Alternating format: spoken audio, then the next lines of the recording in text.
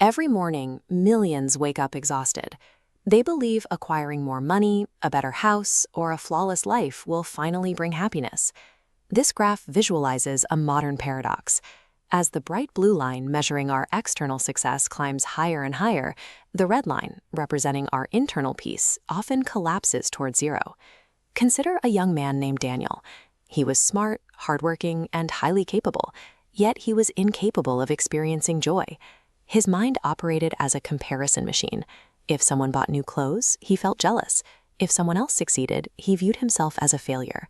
Even during quiet family dinners, his attention was consumed by the life he didn't have. His mother watched him and saw the problem clearly. Daniel had a poverty of gratitude. Daniel looked at his surroundings and saw only what was missing. He was unaware that the weight he felt came from the specific way he chose to see the world. Desperate for a solution, Daniel sought out a wise village elder named Mr. Thomas, expecting him to reveal some secret to happiness. Instead, Mr. Thomas took him on a hike with a specific physical rule. For every negative mental habit Daniel held onto, he had to place a heavy stone into his backpack. This visualizes Daniel's cognitive bandwidth. He added blocks for comparison, jealousy, anger, and controlling the uncontrollable. As the stones accumulated, the weight ground him to a halt. This physical collapse mirrors what he does to his mind every day.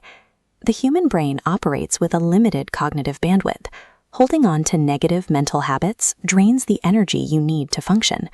By forcing our minds to carry the weight of situations we cannot change, we exhaust our mental bandwidth.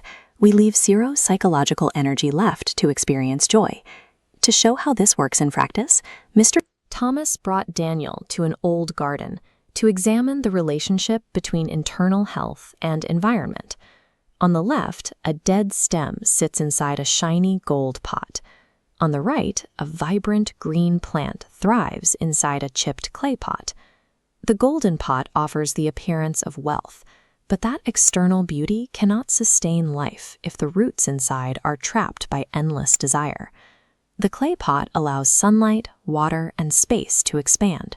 Free from constant comparison, the mind finally has space required for actual growth. Mr. Thomas then took Daniel into the hills for an experiment. When Daniel shouted, "Life is unfair," the hills echoed the negativity right back. But when he shouted, "I am grateful," the hills returned gratitude.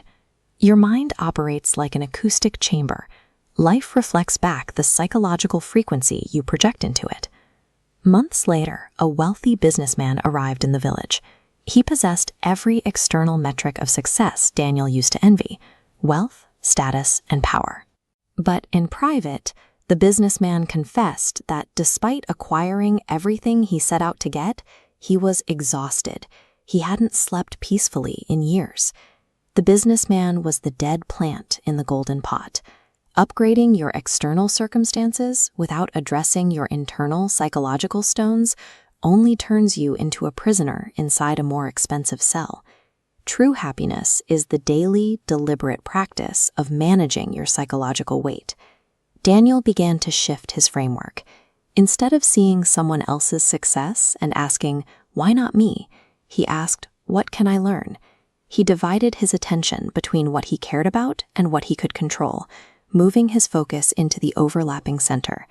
By locking his focus there, Daniel found purpose in simple, present moments, rather than waiting for a hypothetical perfect future. Peace begins the moment your mind stops fighting imperfection. You can start today by choosing to put down just one heavy stone.